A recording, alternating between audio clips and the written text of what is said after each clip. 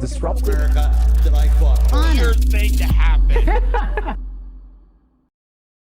Hello, one and all. Welcome to this edition of Kitz Corner. It's been a fantastic day so far. So as the college campus riots, the protesting for Palestine continues to lure on, there has been a lot of different takes on exactly why people are making excuses on why these kids are protesting.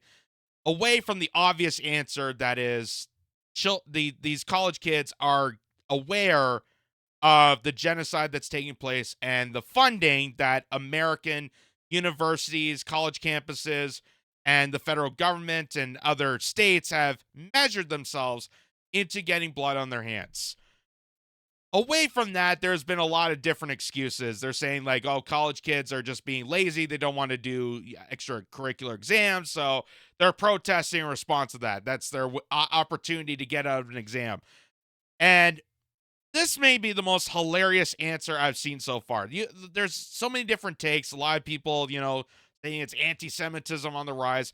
But this may be the thing that takes the cake. This may be the ultimate hilarious thing. And I've showed this before, but I want to dive further in detail of this because this is just how crazy this is.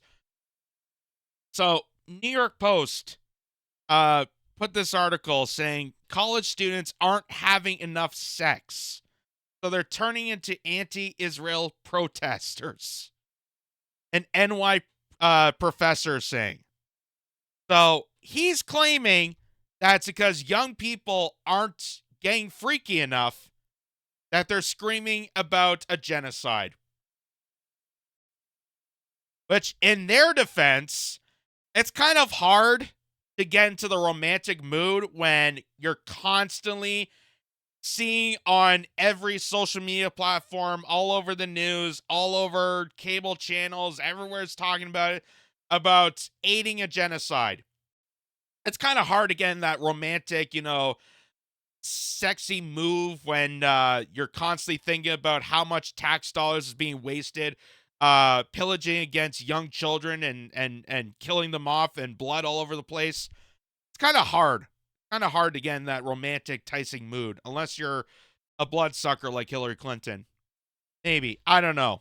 That's not my forte, but... So, then he goes on to CNN and explains this in further detail. The NYU professor is about to elaborate on why he thinks that it's because these kids are not doing it. Not from the obvious answer of, hey, we're witnessing what's happening over there. We know that we've been lied to for the past 20 years of war, and this just seems like another take of a manufactured war on the behest of Israel.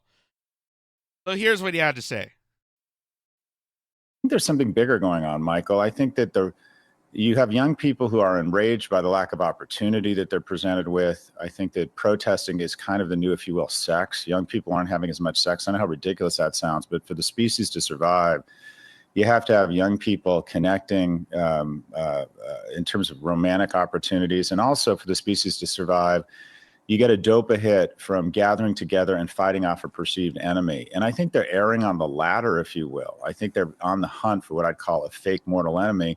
And the reality is, if you type in to Google anti-Semitism and pick any century in the last 3,000 years, you're going to find multiple instances where the world decides that Jews are the mortal enemy. So he's basically conflating pro-Palestinian protesters, people that actually just want a ceasefire and end this war, to somehow celibate. What's the word I'm looking for? Involuntary celibates, the incel community, because they're not having enough sex, and that's why they're protesting. And saying that there's not enough romantic opportunities. And I get a protest isn't exactly the most wonderful, elaborate, love, meet cute story that most people think of. Those romantic comedies, they always talk about those, moments where they meet in an airport or a coffee store, or they, accidentally bump themselves into a library and they pick up the same book. Oh my God, so beautiful. I get it's not that tale, But you have to understand that even a protest, it's the opportunity to gather all individuals of all walks of life to gather together, and they meet people, they connect with one another, they go and meet new people that have a similar interest or a common goal. And if their common goal is to say, we need to have a ceasefire, we need to defund this APEC lobby that's destroying not only the innocent lives in Palestine, but is also conflating into the American system and has been uh, holding the American democracy hostile for their advancement, then they're going to meet on that and they're going to elaborate and they're going to meet people through that connection. So, yes, what he's saying is absolutely absurd. It's stupid. But you even admit to, I know it sounds stupid. Yes, it is stupid. That somehow you're conflating anti-Israel protesters, the people that are just against this genocidal war, to somehow they're incels that just can't get any. And then he jumps the subject. You heard after that, he jumps the subject to, well, if you look through any time of history, there's always been takes of people going after the Jews. What does that have to do with what you just said 2 seconds ago? You didn't even elaborate to what you just said, but you're just jumping to the point of, well, now they're all anti-Semitic. Anti-Semitic people are people that just can't get laid, apparently. Even the CNN host, I think that's Michael Chernikoff, he just, even he looks dumbfounded and confused. Like, what are you doing? What are you doing? You're a university professor complaining that your kids are not getting into it. Oh my God. Maybe he's the one that's not getting laid. And, you know, I've always had this theory, especially when it comes to people that are against, like, gay marriage, for example. I've had this theory that the people that are so against gay marriage are the people that aren't satisfied in their marriage to begin with. So if they're not satisfied being married, being sexually satisfied, then they don't want to allow other people outside of the norms to be satisfied. And if they can't be satisfied, you can't be satisfied. No one can be satisfied. You have to be as angry and upset as I am. That's just my take. But here he is again. Now he's on Bill Maher's show because obviously Bill Maher, being the lucrative shill to scream at young people, he's basically grandpapa who's okay with pot at this point. Like, that's what makes him edgy on HBO. So he goes on to Bill Maher's show and literally says the exact same thing. And there's no real elaboration to his justifying the fact that these kids are apparently not hooking up. There's no hookup culture happening in these protests. We have a cohort of young people who aren't having sex. They aren't getting together. They're more obese. They're more anxious. They're more depressed. 55% of people our age are extremely proud to be American. 18% of people under the age of 25 are extremely proud to be American. What happens when you don't have the guardrails of a relationship? And this is what happens to young men when they don't have the prospect of a romantic relationship. They're more prone to misogynistic content. They don't believe in climate change. They're more prone to conspiracy theory. Gambling. Yeah, I was reading that. They become shitty citizens. We are producing too many shitty citizens. What are the most unstable? First of all, you could do that while you're in a relationship. There's people in marriages that don't believe in climate change. There's people in satisfying relationships that gamble, that party, that drink. Like, what statistics are you getting this from? Where exactly are your sources to base these claims on? Well, young kids are not getting enough sex, and that's just going to lead to this and that and the other, and down this rabbit hole of conspiracies. Now they're tinfoil hat nutcases because they're, like, witnessing carnage overseas that we're paying for, and then all of a sudden they're not American. Like, God forbid an American citizen wants things for America. How dare they? It's anti-American to think about American policies, like stopping the homelessness epidemic, maybe actually fixing infrastructure, giving people health care, protecting our border. How anti-American those people are. And it's all because they don't have the dopamine of getting laid. Ow. And the fact that this professor is so keenly focused on this.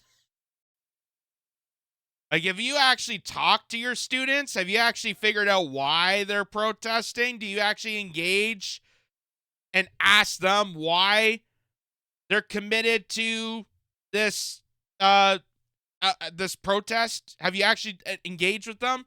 Probably not. You're just basing this on the fact that, well, you know, they're fat and obese and they're going with the crowd. Just absolutely insane. And like I said, I've heard every insane excuse to try to dismiss the fact that these are college kids actually protesting something worthwhile.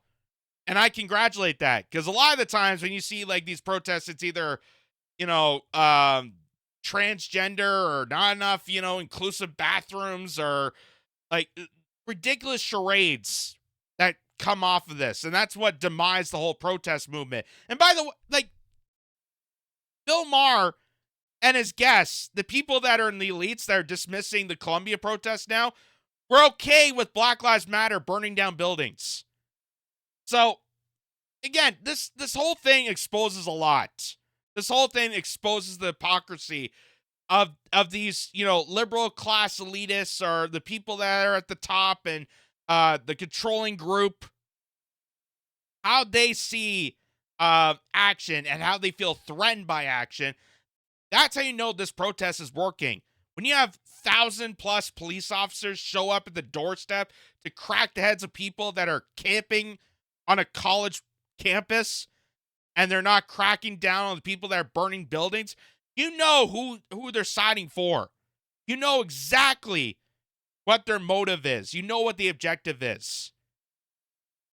So that's why they have to come with these really ridiculous, absurd claims that, oh, the reason that they're protesting has nothing to do with the genocide or the fact that we're funding it or how this, you know, the global war machine has nothing to do with that. It's because young people aren't getting it on. Well, I guess maybe those police officers should, you know, instead of bringing the tanks down there, bring a boombox, put on some Marvin Gaye, let's light some candles, and tell these youngsters to have an orgy. Maybe that will get settled it out. You know, just have a nice big campus-wide orgy. Oh my God. And I'm pretty sure it's the exact same stupid remarks that they used to say back in the day when it was protesting about Vietnam. Like the stereotypical hippie, like, oh, these are people that, you know, aren't getting laid. They're, you know, they're so full of themselves. They're selfish. They're this, they're that, the other. But yet completely ignorant to the actual core message of the protest. And that's we're seeing it repeating in action. Mark Twain always said that history doesn't always repeat itself accurately, but it does often rhyme. And this is a rhyme of history. Instead of protesting Vietnam, we're protesting Israel, Gaza. Instead of, you know, having 60s style hippie Woodstock era, we're now having college kids on TikTok. So it's just the exact same kind of motions that previous generations have gone through. It's just a different version of it. Doesn't always repeat, but it often rhymes.